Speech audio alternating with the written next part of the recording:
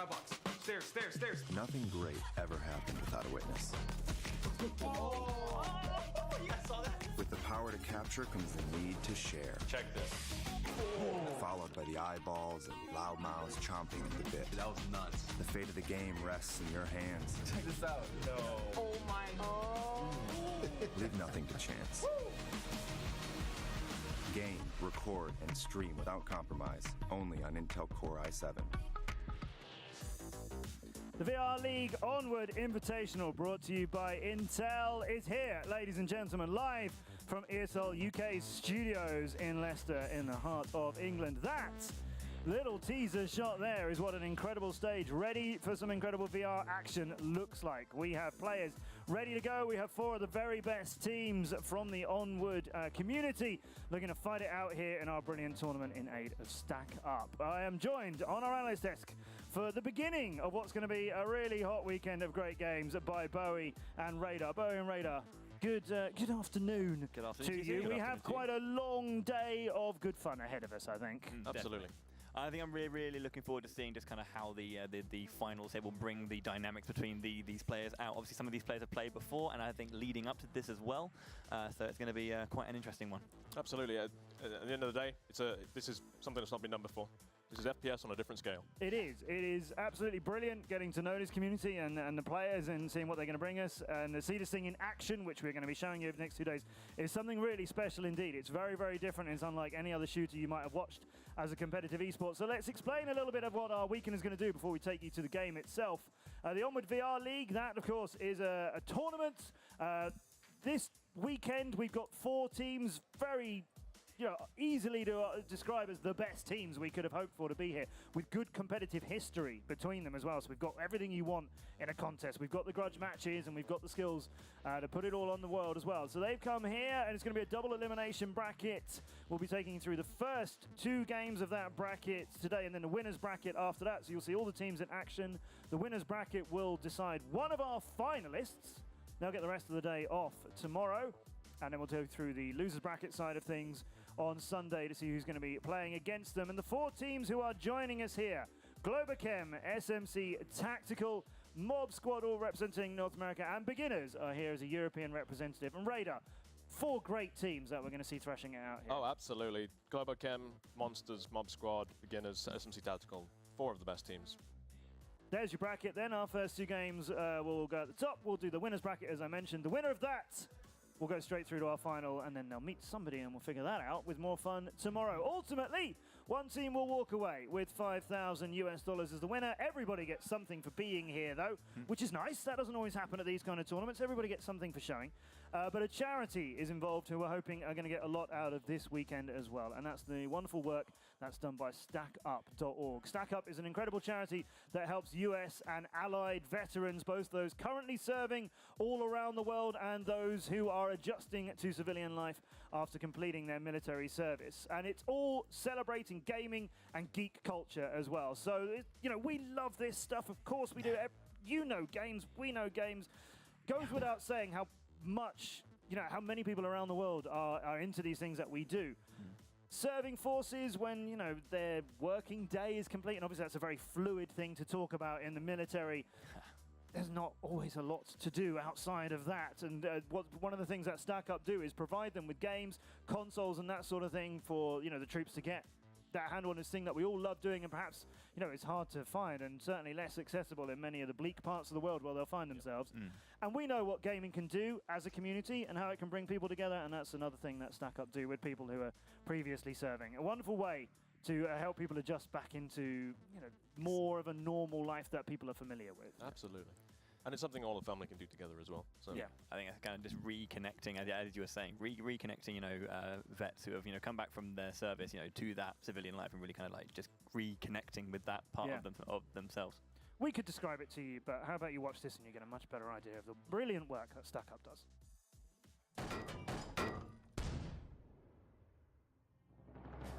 So StackUp is a non-profit that focuses on using video games to help veterans either prevent PTSD, cope with PTSD, or just have an outreach to where they can meet fellow veterans that want support as well.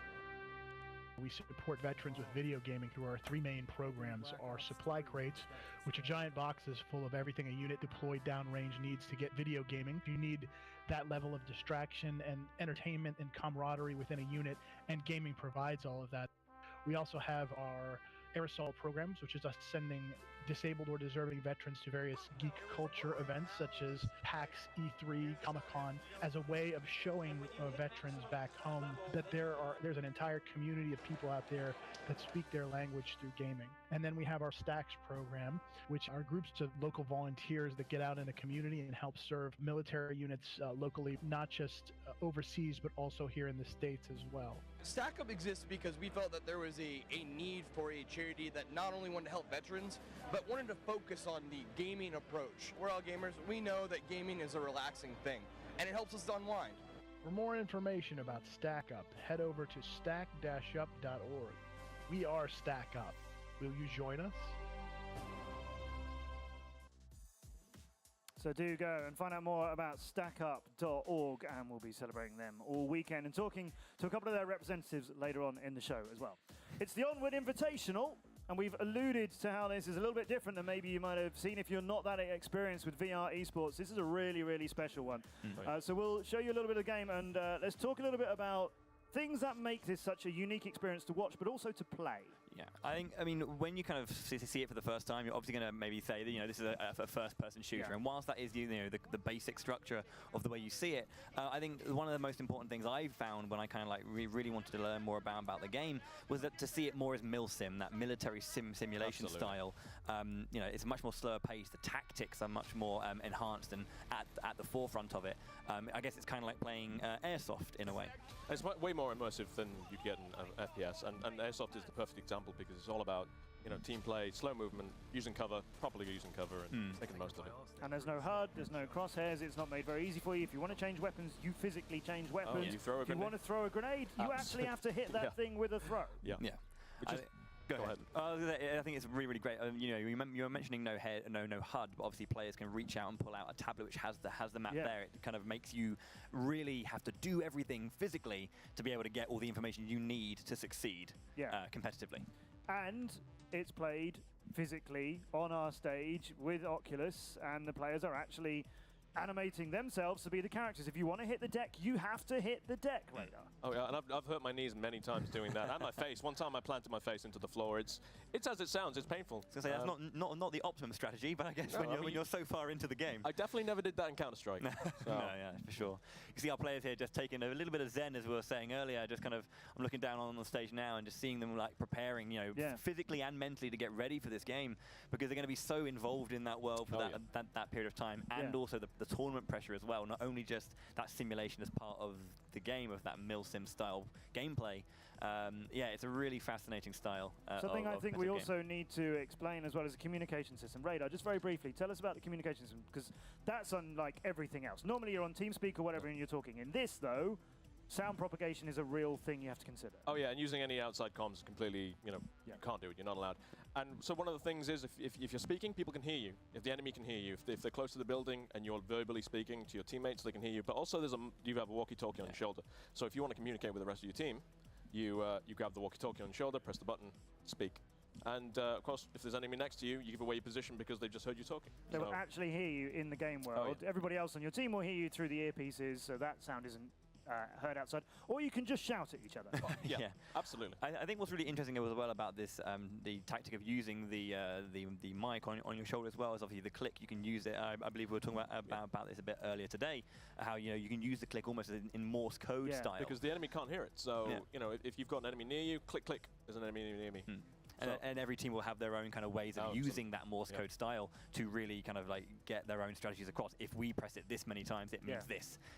Etc. etc. I've even seen hand signals in this as well. All of this is happening. It's brilliant. It's a really unusual experience, and all credit to ESL UK for providing the players here with a brilliant environment to play it in. Our games then that we'll be bringing you today are going to start off like this. Our first one will be Globochem against SMC Tactical. After that, we'll see the other two teams here at the Onward Invitational. Mob Squad will take on Beginners, and then the winner of each of those two games will face each other in our final match today, the Winners Bracket Final. The winner of that is in the grand final tomorrow, and they can sit and spend the rest of the day figuring out who they're going to be playing against. All of this here is brought to you by Intel. Let's go then for the first action of today between two teams that the community know well, and a nice bit of history between Globochem and SMC Tactical in our first best of 3 of the day. I think the first thing we want to say here is Globochem being, the season champions for 1, 2, and 4, I believe.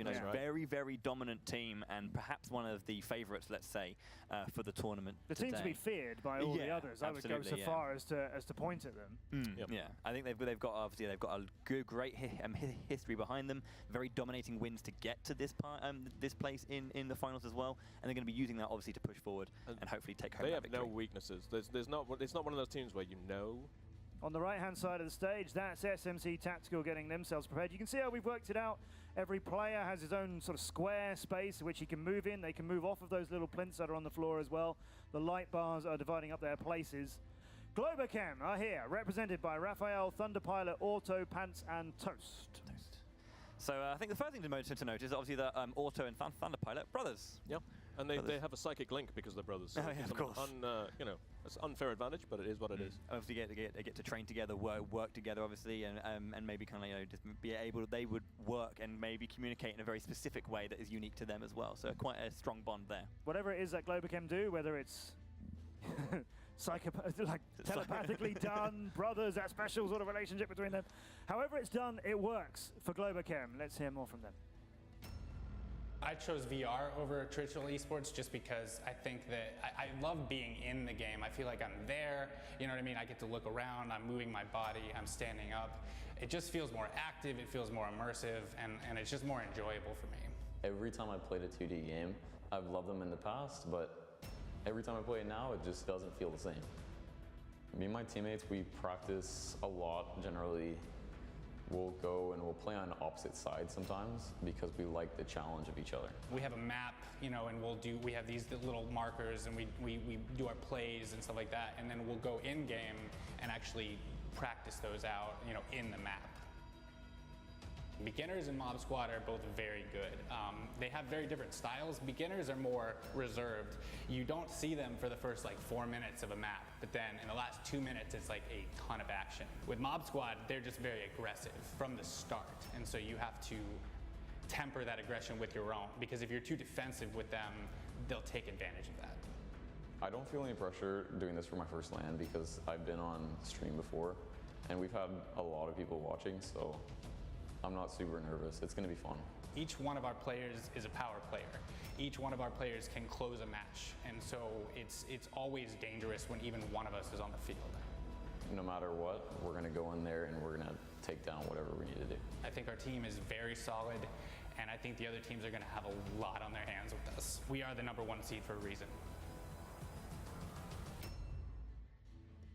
That's Globochem ready on our stage. Their opponents, SMC Tactical. Interesting, I think, to note that Globochem didn't really talk a great deal about SMC and that. They talked about the other two teams over here, Mob and Beginners. What do they think of SMC? Well, the SMC lineup is Honey Half, Mr. Beefy, Porncake, Captain Sota, and Landon Jordan. And Captain Sota is one that will stand out there to people who've seen his team before.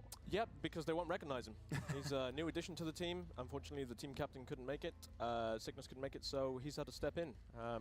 A complete unknown for them and for everyone else. Yeah, I think this is not only going to affect them in terms of playing with a new player, but also, as you say, they've lost their main captain, the one who would normally be in control of the, or I say control of the team, but be the playmaker perhaps, or the shot caller, isn't currently in the team. So how that communication then jumps down further down the line, it's going to be interesting to see. It's a difficult thing for any team to deal with across any esport. Absolutely, and they're underdogs here. As you know, Globo didn't call them out, because they're an unknown factor, always an unknown factor. You never know how they're going to be. It could be amazing, it could be average. SMC Tactical had this to say.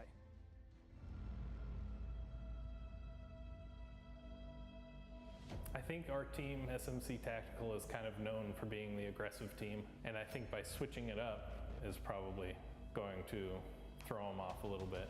We've always been the underdog, and that's what we do. We make great plays with great tactics that the other teams will not be expecting, and that's why we are here today. Our team captain, who was unfortunately not able to make it, and we're trying to make him proud.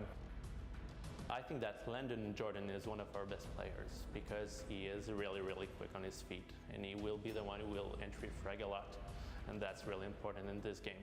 And you want to outnumber your opponent right at the start.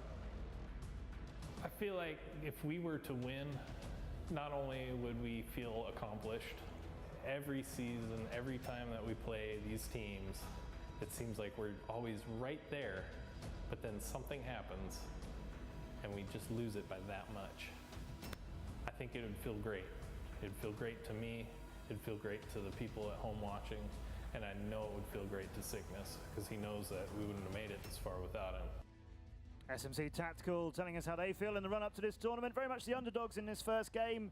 4-1, 4-1 was how the match most recently between these two teams went in favor of Globochem. That said, SMC have pushed Globochem to the edge before multiple times in previous seasons. And they're aware coming here that they're the underdogs. They're not really worried about that. They're aware that with Captain Sota on board, they've mixed it up a bit, as he said in the video there. Yeah, I think the most important thing is they're going to be hungry. They haven't reached the grand finals before, so they're really going to be pushing to do their best to reach that point. Downfall and Tanker, two of the maps in the pool, were banned out. Suburbia was picked by SMC. Quarantine was chosen by Globochem as the second map. And should we get to a third, it will be Bazaar. It will be interesting to see if we do. Bazaar, you know what I mean. It'll be Bazaar, yeah. But Suburbia and Quarantine are what we're definitely going to see. Do we think Globochem are taking this quite quickly? No. Good. No. I want to see SMC turn up. Okay, SMC are going to put up a good fight. There's no doubt about that. Let's get into it. Onward Invitational brought to you by Intel. Our first game between Globochem and SMC Tactical. We have the wonderful Pansy together with Nightfire to take you through this best of 3. Thank you so much, guys, and what a way to start this one off. We have so much to talk about. No kidding. But so little time, it feels like. But of course, I'm not alone in bringing this. I do have the wonderful company of Alex here beside me to bring you all the action. Hello. But let's just kind of cut right to the chase here. A lot to be said, a lot of fluffy hype lines, but let's talk about that map pool, because you said something very interesting to me about this. There's tendencies to these teams. They like to play either close quarters, bit of range. There's some personality there, and you're seeing the way they vetoed. They know what each other want to do here. Yeah, absolutely. Looking at the ban list with Globochem having Downfall being banned by SMC, that's not surprising to me. Globochem's a very strong team on long-range maps, and SMC is very strong on short-range maps, so you have the same thing with Globochem banning Tanker. And then you can even see Suburbia, a very short-range map, SMC picking one of the few close-range maps left. They're definitely playing into their cards right now. So if you're going to be devil's advocate and say, looking at that map pool now, what scoreline are you predicting on this? Because you can see there's a bit of a favor towards one team. There's no disputing Globochem. They have a lot of people behind them, but actually, hold on to that, because we're live into game. As said, there's not much time to talk about this. It is first to 4 rounds, if you want to look at it that way as such. Yes.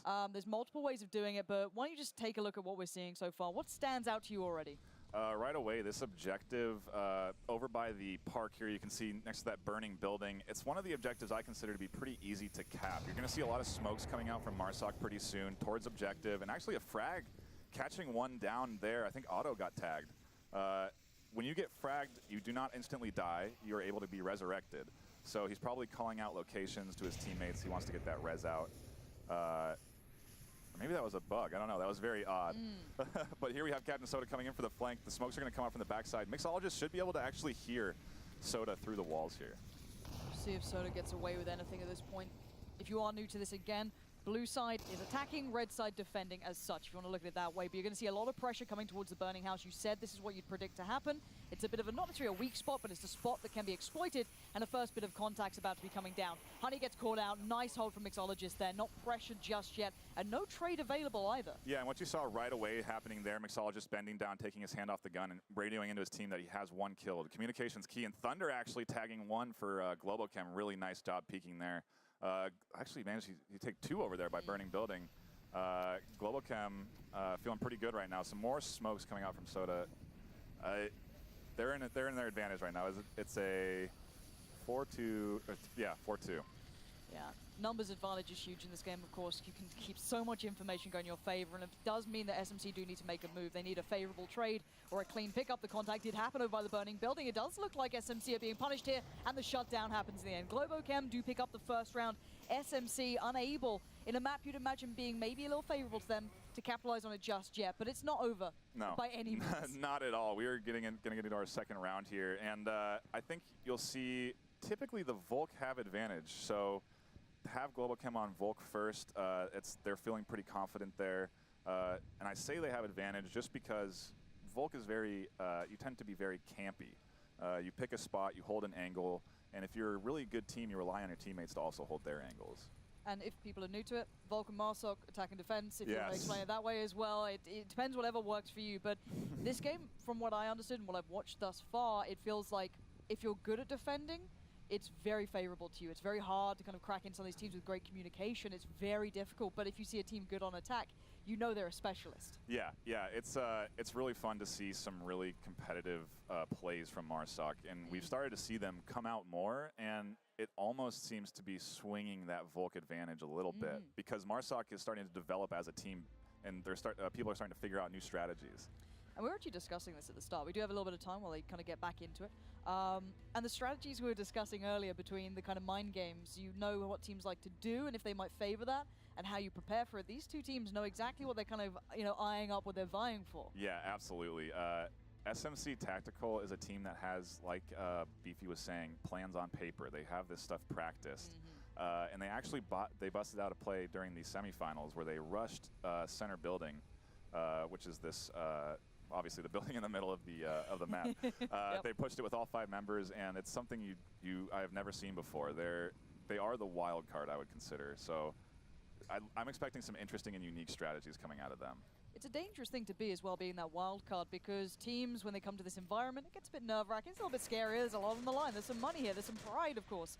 You see the teams now preparing themselves. A couple of shots being put down initially, and quite an, I guess, assertive play to begin with. These teams aren't holding back. They're taking ground very early on. Yeah, and especially with this map, you can put those shots through all of these bushes. All these bushes you can shoot through. You can't shoot through the sandbags. All the wood you can shoot through, and you can't shoot through concrete or any of the metal objects. Yeah. There's all sorts of different unique angles you can hold here. You can sit and look through bushes, and it's so hard to see. It's so interesting to see people hold these angles. Thunder might run into some action here. Yeah, and time to kill in this game is exceedingly low. The HP pool is around 30, supplemented with body armor, but still.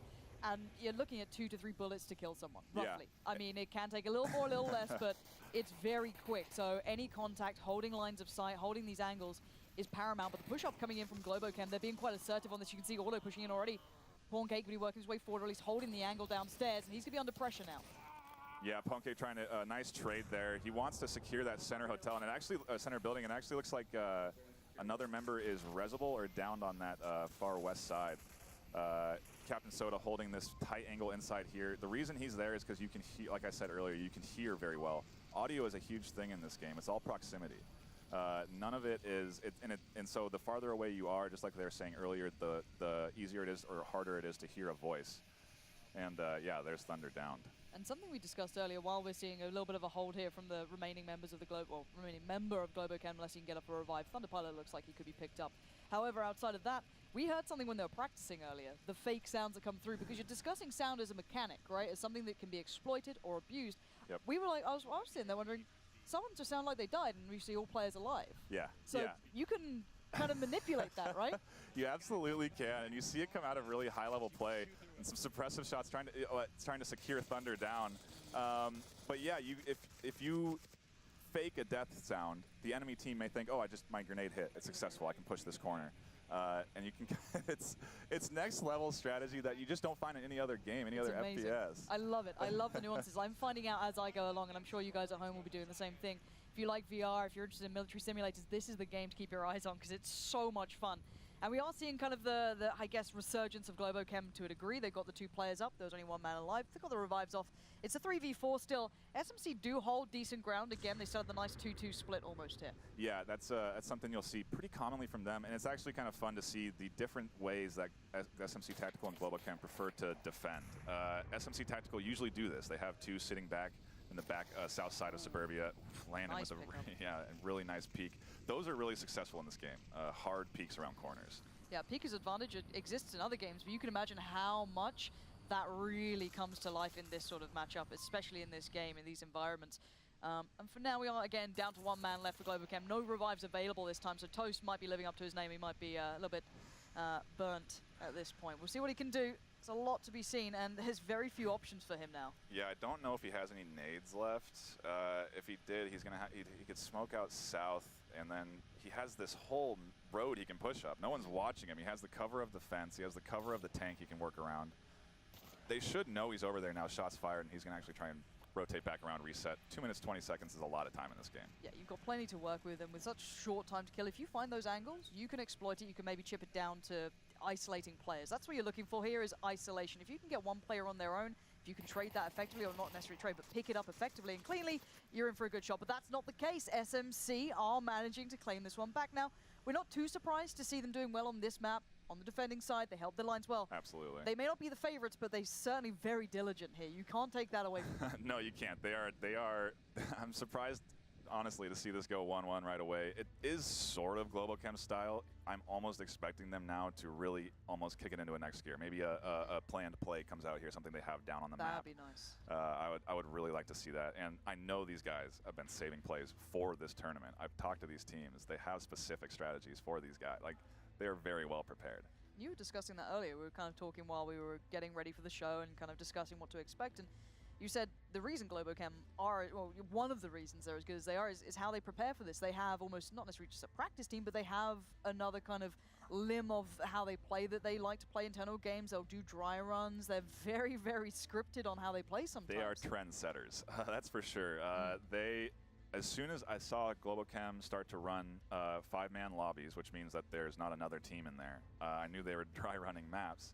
And then I very quickly saw, about a week later, all the other teams, 5-man lobbies, dry running maps. So people pay attention. Everyone is looking at what everybody else is doing.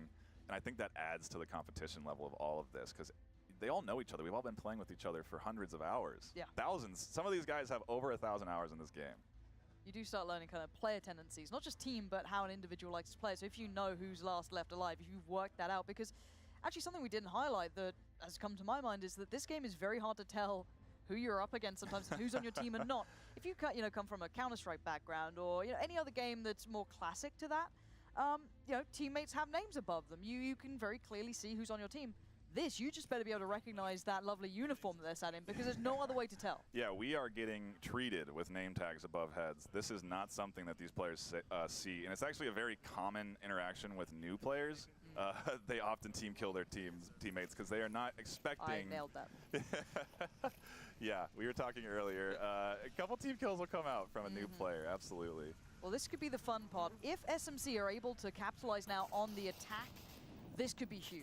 Globochem, you'd imagine this is where they put their foot down. They're done with this now. This should be the lockout. If you want to see a favorite, really stamp their authority. But I want to see what SMC can do. I love a good underdog story. I'm British. We don't win at many things, so you have to kind of pretend we like these storylines.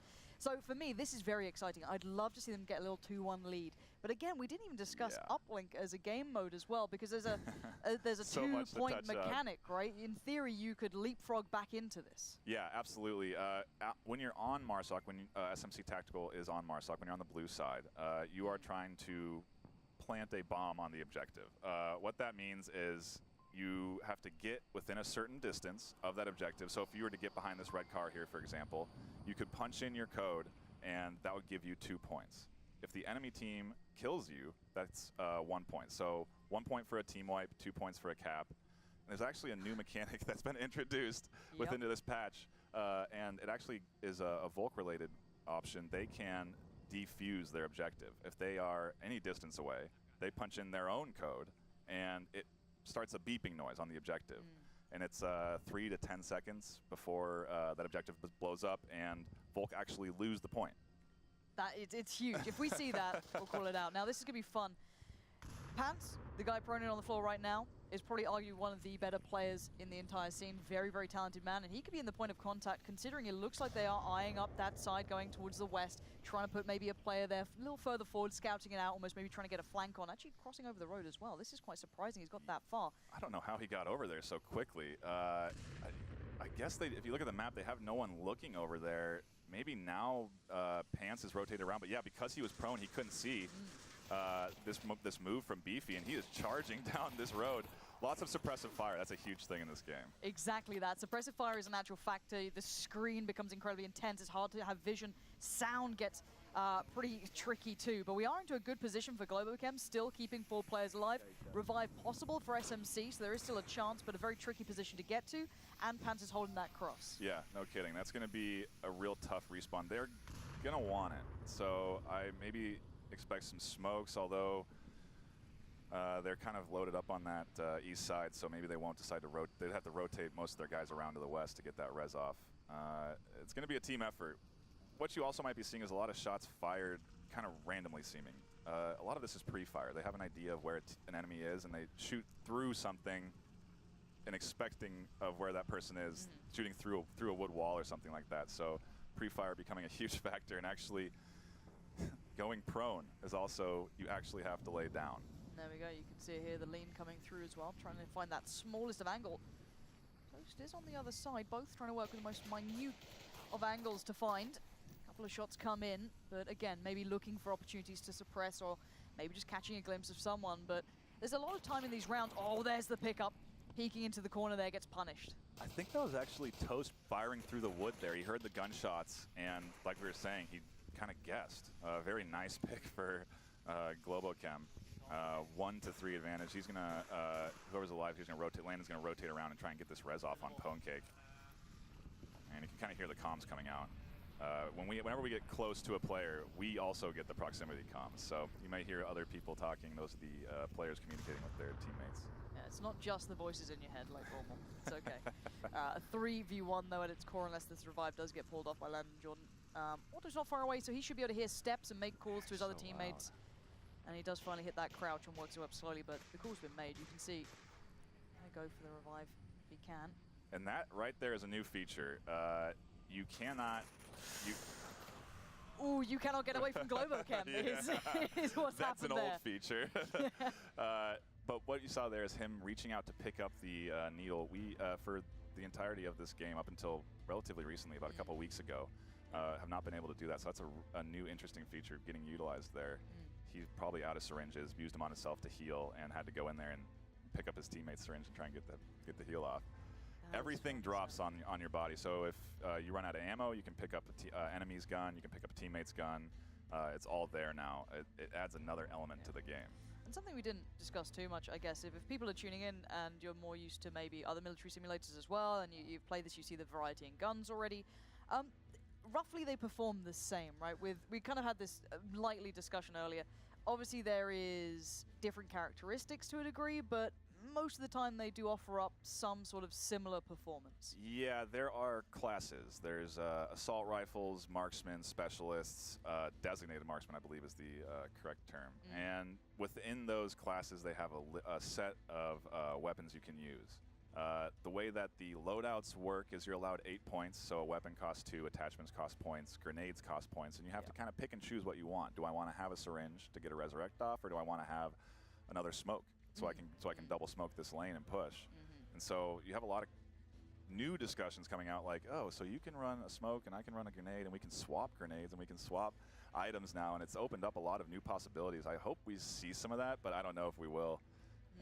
And it does get hot down there. You can actually see a little piece of red cloth sticking up out of that headset. That's to prevent sweat from dripping down into his eyes. This is a physical game. I mean, it's not quite like your normal, FPS games or any other game really, especially away from VR. This is a huge new environment for players, and it is physical. You can see these guys up and down, crouching, moving around, and we are back into this one. Of course, Globochem currently leading. Let's see. Yeah, this is same objective, mirrored objective. So we'll see if SMC Tactical decide to sit back and play patiently, or if they're going to kind of try and get up in the face. You have two options, basically. You can decide to push aggressively and be in a position to get an early pick, or sit defensively, excuse me, and hold your angles, watch your alleyways and such. Yeah, a bit of a western side, bit of pressure coming through, not pushing too far ahead. You've got a couple of players making a little bit of a break for it through the middle, but this is quite aggressive from Globochem. They're not taking their time either. We'll see if they do push over that kind of midway marker, if they do try and get a lot of pressure building, or if they're going to hold this angle and see if anyone pushes in towards them. Yeah, this right here is a practice strategy. I've seen Globochem do this before. They run 3 up top. You're going to see a couple smoke grenades come out, and they're going to try and completely block off that building, that entire road. If they can do that, SMC Tactical is not in a position to cover that cross. They have no one over on that west side. And if those smokes go out, they're not going to be able to see through them. That entire Marsoc team is going to get behind SMC Tactical. It could be devastating. It's a nice position as well, coming in from I think it's one of the remaining members of Globochem who's not in this main sort of cluster of teammates. You've got one holding the flank still. Because you don't have mini-map contact, you don't get to see this. This is just good mental kind of awareness of where your teammates are. So Pan's kind of holding the middle, kind of being a bit of a linchpin. I'm sure he'll move up at some point. Bit of a hefty player as well to come up against. You can imagine he is a player you don't want to face off against, but it's actually the teammate towards the southeast who's holding that flank. And it looks like there is a player considering it from SMC Tactical. You can imagine if they get contact on that western side, he might try and apply the pressure around the back lines. But for now, the first kill does come in against SMC, which could be a problem. And you highlighted it, you said it. The smokes on the street, they're up in place. Yeah, just like clockwork. And I think the way that Globochem plays is off the timer. So what you have is you actually have a wristwatch on your non-dominant hand. So when you're shooting your gun, or your dominant hand, so when you're shooting your gun, you can turn your wrist, check how much time you have in a round, and go back. I know these guys have time plays down. And wow, a flank from Captain Soda grabbing 2. How did that get through? They had that covered. You'd imagine they did, but clearly he pushed through at the right time. He got the timing so perfect. Soda is going to be happy with that one. And if he can keep this under pressure, it looks like Toast. Oh, he's found another as well. Great play from Soda, and really, Globochem look a little worse for wear, to say the very least. They are down to 2 members standing. It's a 3v2 unless the revive comes off. He's their wild card. He's their sub. Captain Soda getting another kill. That's 4 for him on the flank. Absolutely dominating right now, and he has shut down Globochem's offensive push on this west side. It's all up to Mix, and it's a 1v4 res available for SMC Tactical. All right, Mix, let's see what you got here. It's not a situation you ever want to be in, but maybe he can make something count out of this one. But exceptional play from SMC, and especially the individual player here coming in. A real surprise of a performance, but he really has put Globochem to the test. This will be tied up at 2-2 if it keeps going this way, which is not a scoreline you'd really be expecting to see, but really, I'm thoroughly impressed with this. And let's see what Mix can achieve. Yeah, it's going to be tough. He's going to... Yeah, the res comes out, so now it's a 4v1, and they can kind of play aggressively. You can maybe send one out there to see what's going on, get him up there, and actually he gets tagged by Mix. That's information, though. That's what you want. Pwnecake now knows Mix is there. Lots of shots through the wood just to see if he catches anything. So Mix now knows one other player is close by. He's working his way up quite cautiously at this point, obviously. Plenty of threats throughout this map. You can see the 3 remaining players for the other side, 2 minutes 26. Those steps could have been heard by the player. I think we just heard the click of the radio come in. So probably aware. Oh, these angles, so close. Oh my gosh, yeah, so when you are crouched like this, there's a certain pace you can go that you cannot be heard. I think Pwnecake hears this nade coming out though, and this is a really aggressive play from Mix. With the smoke and the pick, he actually could get a cap here if he goes prone. Oh. I almost believe it was happening. SMC tied back up. This is a wild game. Now, this is where that kind of 2-point mechanic on the uplink could be fun. This could be shut down very quickly, quite potentially. Yeah, I think it's SMC Tactical going on the offensive now though, so I don't expect a cap from them. I didn't expect a 4-man kill to come out from them, but that's absolutely true. I wasn't ready for Captain Soda to dominate there. You can see Landon, I think. Sorry, Otto sitting down between rounds. It's a labor of love. The game makes you break out in sweat, and you got to take some breaks every once in a while. It's incredibly intense. There's no 2 ways of putting it, and there's no messing around here. It looks like the teams are right back into this. And we haven't really talked much about the adrenaline running through these guys' veins. I mean, that plays a big factor in a game like this. Maybe when you're on a mouse and keyboard, you have a steady aim. It's a little easier to maintain. This, you have both your hands moving up and down, controlling your aim. And if you have any sort of nerves, any shaking, anything like that, it actually affects your aim and your ability to hit targets. It's incredibly intense. I had the pleasure of playing this game yesterday and the day before, and I mean, you don't realize how the most minuscule of movements can really make a difference. Now, I want to see how this happens for SMC. They've, as much as it is 2-2, if you're an underdog and you're tying up, in your head, this is almost a win. You're pressuring the big guys because, again, if you put them on the back foot, their mentality is, okay, this could be a problem for Globochem. This shouldn't be what they're seeing. So for SMC, this is huge. I think if they can actually pull one away from Globochem too, it will it could totally change the tide of things. I don't know if Globochem is really a great team at coming back after losses. Yep. And I know SMC Tactical will ride that momentum so much. They're playing for sickness. They need that win. Let's see if Soda can get some more picks for his squad here. This new member, and I think it's actually throwing Globochem off maybe. They're not used to his movements. Exactly. If you've sat there and you've studied your opponents, if you know how they like to play, and then suddenly there's this new player, a new factor, it can switch everything up.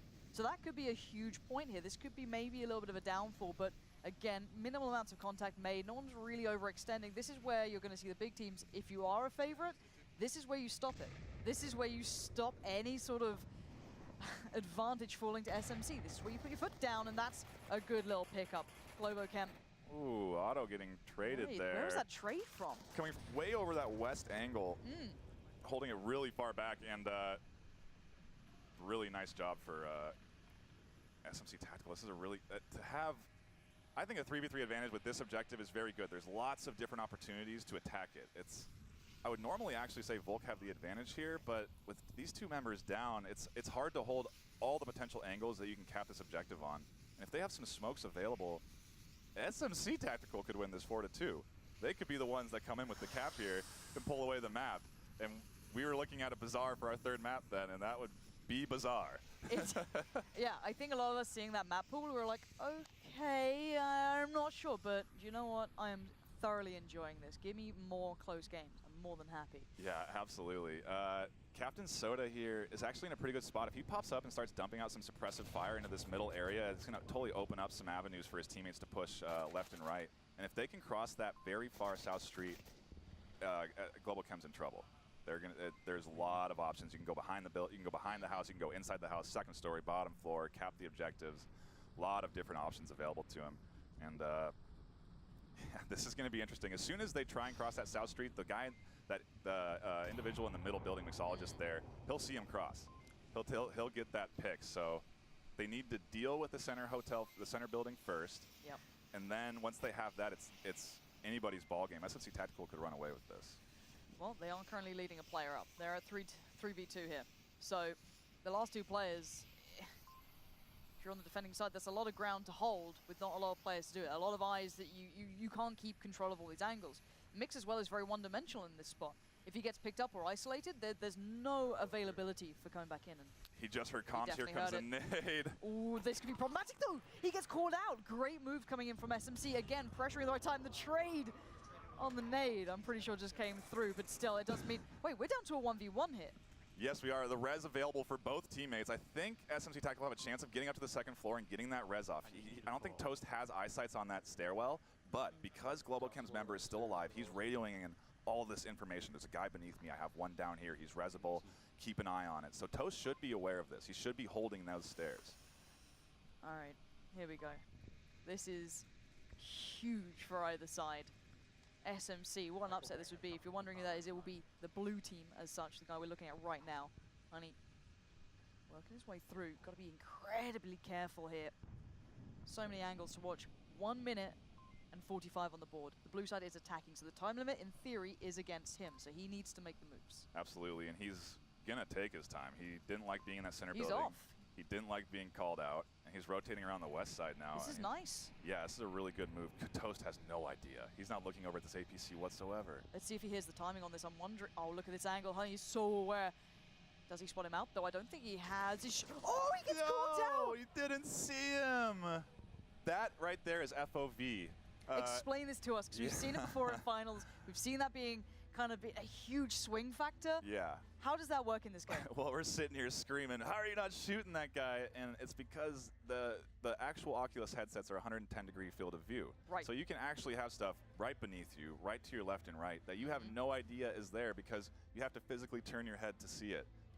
It adds to the physicality of the game aspect a little bit because you're constantly on a swivel, head on a swivel, literally.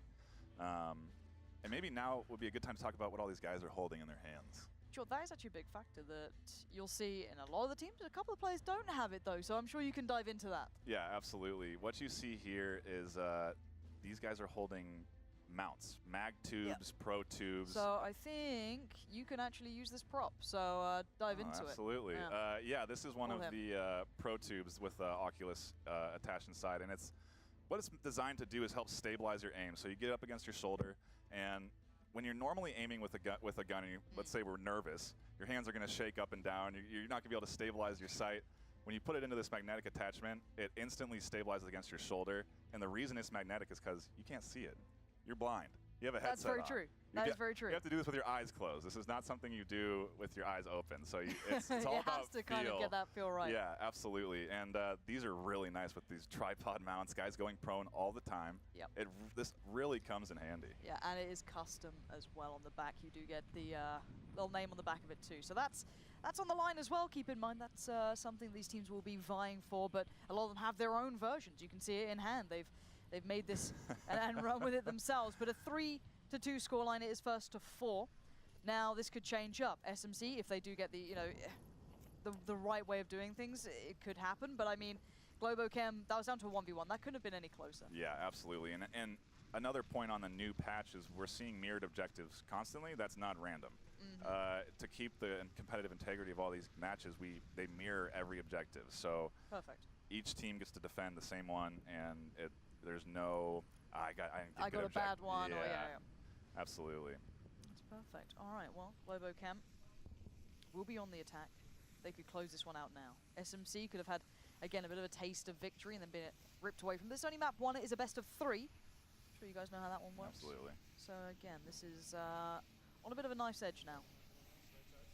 Yeah, and you see these guys going to the same positions, like Toast peeking that wall. That's where he died last round. These guys are familiar with certain parts of the map. They can trust their teammates to hold certain angles. Toast trying to get Pongek inside the building. He's going to rotate around.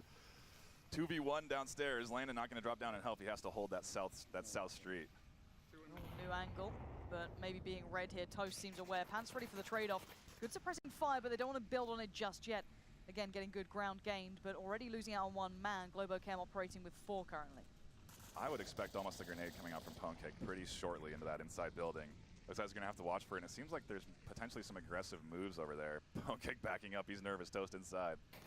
Yeah, he's kind of lost a bit of the ground. Trade comes in, but you can see there is Pants not far away either, but there is still that player upstairs. One dead, middle building. Another down for Globochem. This is very good for SMC. This is exactly what they need. They need to get this Volk map. They need to bring it to a 3-3 score. It's going to be tough to come back on Marsoc, but they got to win this round first. Yeah, this is looking very good for them. There's not really in it. Globochem's not really in an offensive position. Landon knows Pants is down there. He's heard him radio in. You're definitely hearing these steps now. Pre-fire comes up towards the stairs, trying to keep that suppressed, and Mixologist and maybe Thunderpilot can try and maybe flex off the back of this and try and make something go from it, but Pants for now just keeping the pressure on, trying to keep maybe an angle available. Making the calls. Yeah, what you'll see is a lot of guys sacrificing positions for calling out locations. So you may be able to hear this guy, but I'd rather convey the information to my team than be heard by the enemy. So Pants is one of those guys, he will always radio information in. Another down for SMC Tactical. Not looking good for Globochem now. In the corner. There you go. Thunder goes up for the trade and he knows his teammates nearby. So they're still going to have the advantage. It's 2v1 now, sitting favorably towards Globochem. This could be big for them. Who's the last man standing for SMC now? I'm not quite sure. He's way in the back. Shots coming out. He tried to go and hide behind the wood there. He wanted to get the eyesight over top. What you can do is you can sit behind that wood, look through some crevices there, and shoot bullets through the wood at enemies. That's exactly where he was trying to go. Couldn't get there in time. No, that was actually a really good way to start this day out, though, I feel. Absolutely. I'm very excited for what our next round is going to hold. Quarantine is a really awesome map with these two teams playing. Anything can happen. No, and I think we're just kind of getting a taste of things to come, right? I think the map pool is exciting to me. I'm thoroughly impressed with what we've seen. I think we've seen a lot of the nuances coming through. And also, teams will get jitters out the way now as well. That's the thing. It's, first game, all right, just shake it off. All right, next game we come in, you feel a bit more comfortable. Yeah, you see the fist bumps coming out, wiping off the faces, shaking out the arms. A little time to relax. SMC is feeling good, actually. I would be. I'd be thoroughly happy that, we pushed them hard. Had a couple of issues, down to the 1v1s, losing out in those. But, I mean, you can't account for that. That's so impressive from them. Yeah, they had very close matches. It was unexpected. I anticipated Globochem to run away once it went 1-1. That's typically what they do. They don't allow enemy teams to rebuttal and do this. So Quarantine's an entirely another map. It's played very differently. It's a little bit more open. So it'll be exciting to see what kind of plays we get. Well, before we get too ahead of ourselves, because we're just dying to keep going, but I know the desk has so much to say, I can imagine, about what we just saw. So guys, what are your thoughts on that one? Pansy Nightfire, thanks very much. First map goes to Globochem, as we might have expected before we start, as we did expect, let's be honest. But if I was the tactical side of things there, I'd be thinking, all right, yeah, we're in this fight. Oh, absolutely. And one more thing we saw from that Captain Soto, complete unknown. Yeah. Got 4 kills in 1 round. Yeah, That's unsettling to Globochem because they probably counted him out. Yeah, I think that one was really important as well because that was round 4 as well. So it's like, you know, they're 2-1 down at this point. You know, Globochem have that lead, and if they do go up to that 3-1 point, that's a big change. So they kind of hold on to that round. Soto had a really, really strong round for him in that particular one. Mr. Beefy actually was down on that stage. He was out, and he spent about 4 minutes of that round just going, oh my God, Soto. I was standing right in front of the stage listening to him, and all throughout the rest of it, he was just Soto, like amazed at what he was doing. So they've done a really smart pickup here. Yeah, really. getting that straight double kill right there. You know, as you saw Globochem kind of linear on that way round along the side of that house, he managed to get that double kill. And it's a massive flank he did. It was a all the way around the back of the map to get there. And this moment here, that was such a good moment because, you know... And then the grenade goes off after he's dropped it, so it was a trade. Because, like, Mix had made the... I don't want to say the bad play, but he made that decision to pull out the grenade, and it was what cost him his life. But, I just think that... I believe it was Ponecake there, didn't quite see the grenade there, and it cost him his life as well. Yeah, so went behind him, went over him, and massive swing, you know, and we have Toast, who's just who was waiting there at the very, very back, the last line of defense. And, you know, when that final player made that swing around the side, that was a massive, massive play. But, you know, Toast, you know, just being able to move back, saw his opponent and took him out before he could react. And that, you know, put it into that, you know, it was so close that SMC were about to get that lead over Globochem. And I think that would have been a huge play for them in terms of their momentum going forward. It really would have. Now, one thing you have to understand is, okay, Globo won it. We expected Globo to win it. However, SMC, like you said, it was down to 1 versus 1. If SMC had taken that, they would have had the advantage in the next map. Globo would have been under pressure. It would have been a 3-2 situation for SMC. So even though Globo won 4-2 is much closer than that would suggest. Absolutely. And on every single round we saw, and this is one of the harder maps to defend on, but we saw every single round a really tight defense with only one offense, like one assault actually coming through, even if they did come down to So why is that? Why is Suburbia a difficult map to defend, and yet that was just defend, win, defend, win, defend, win, defend, win? I guess the main reason is because it's a small map, Matt. It's a very small map, and there's a lot of attack angles. There's not many corridors. You tend to find that the bigger maps are easier to defend because you can see the enemy coming from a long distance and you can reposition accordingly. But on a map like that, there's so many obstacles. You can be seen, reposition, be seen, reposition. So the defense has a tough time. I think as well as the whole thing is, even though it's harder to defend on that map, the defense is the strongest of the 2 options you have because there's because obviously if offense has the ability to get that 2 points if they do get the uplink successful. It is easier, let's say, quote unquote, to defend despite the fact that being a harder defense map. Absolutely. But I think one thing I was really enjoying is there's this kind of wonderful almost dialogue between Mixologist and Ponecake at all times. They were always kind of like covering the same positions or trying to make those similar plays. And there was this moment when Mix was, I think it was game 5, I think, the one that Globochem eventually won. And it was I think they were trying to make that pullback, I think. Is that right? Yes, it was. So basically, one of the teams was down and they were just trying to get back. I think Globochem were down and they were trying to get that win back. And Mixologist was kind of tracing Ponecake all the way around this building before getting finally taken out. Yeah. This is wonderful, kind of like they were always on each other's tails. And I thought that was kind of a nice dialogue to see between them. But that kind of mirrors real life in a lot of ways. There are no heroes here. Everyone is working together. It's stacking up your covering each other's angles. Sure. And you're there, refragging in this is really important. If someone takes down one of your teammates, it's not uncommon that person will get taken down because you've got someone watching the angles. You've got someone covering the guy next to you. If the guy next to you goes down, you hear where the shot comes from, you're immediately on it, or at least the better teams are. I think as well physically when you're inside that space as well, I think we haven't really talked too much about the physicality of the game. I mean, I'll mention a couple of things.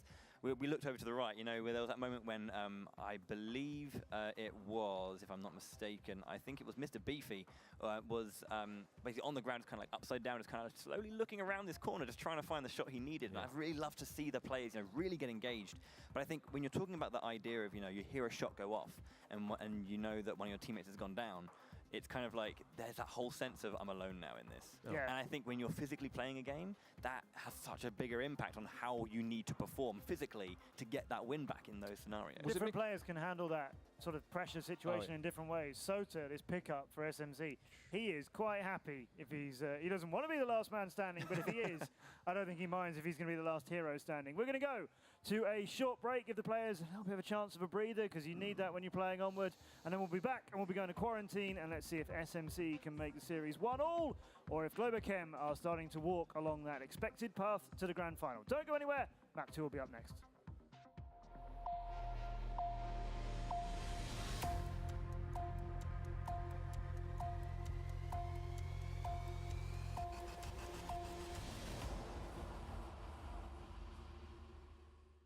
Box. Stairs, stairs, stairs. Nothing great ever happened without a witness. Oh, you guys saw that? With the power to capture comes the need to share. Check this. Followed by the eyeballs and loud mouths chomping at the bit. That was nuts. The fate of the game rests in your hands. Check this out. No. Oh my. Leave nothing to chance. Game, record, and stream without compromise. Only on Intel Core i7.